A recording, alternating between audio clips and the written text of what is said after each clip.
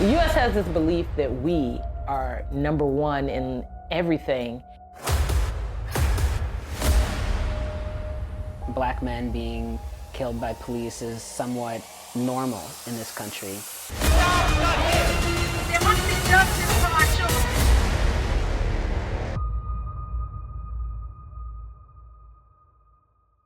There are certain communities that always feel the brunt. Yes, this one. And this is what's happening here. There must be justice for our children. I remember the years that I wouldn't use the parks.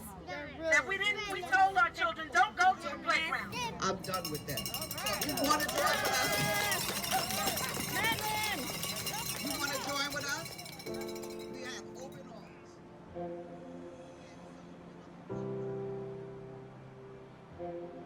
We had a rally bringing people together for them to share their stories and what's happening to them in the community.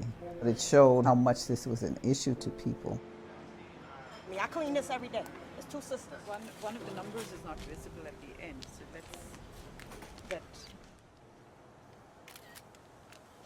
I'm Madlyn Stokely, a lifetime Harlem resident. And recently I became the president of the Mount Morris Park Community Improvement Association, which is a volunteer community organization. With the increase in the clinics, and the clinics have also increased their population, it has really just gotten to the point where there's a few blocks in particular that are just inundated with people on the street. And then also feeling your own lack of safety, just the visual, seeing someone who just looks like they really should be in a hospital and maybe in intensive care, and you're seeing that all day, every day. It's just really sad and depressing. Right now we see two men, and it appears that they could be shooting up, so it's something that looked like it could have been that. But they come up here and they gather, and this is where they have isolation, and they do a variety of things. Again, making it uncomfortable for the residents to just take a stroll through the park. So we walk around the park, we clean up any paraphernalia we find, and then if we see somebody using, we try to give them clean things to stop the spread of AIDS and in the IV drug use community, anything. over 50% of people have hepatitis C or HIV, and they're leaving dirty syringes around. I was injured wrestling, broke my neck, got put immediately on oxycodone.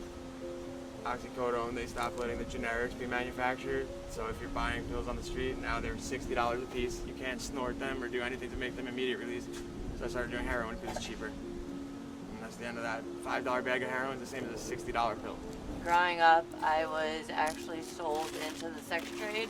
So when I was around the preteen ages of 13, 14, I started getting into drugs to numb what was going on in my life.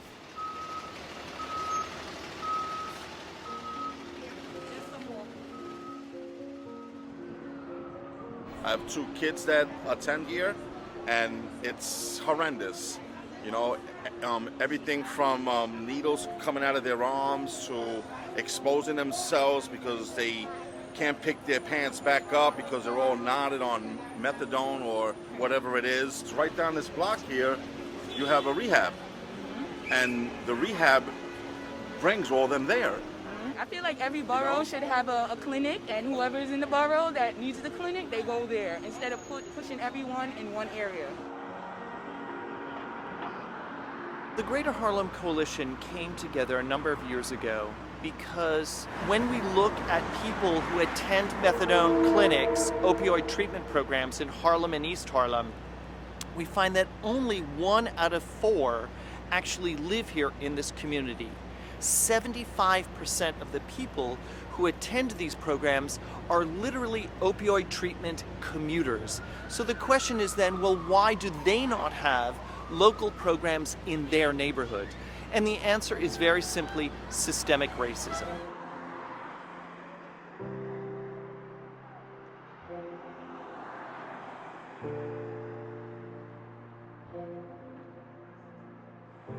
I always saw people on the street for decades, but never like this. I never saw people shooting up on the street like they're doing.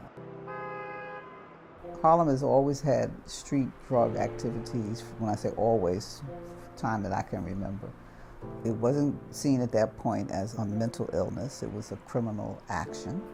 But then when it became more apparent that white people and children were becoming addicted, they started looking at it differently. This war on drugs, I don't think it ever needed to be a war on drugs. It needed to be a humane way of identifying why people end up getting addicted, and then how can we as a society help to support those who want to have a different lifestyle.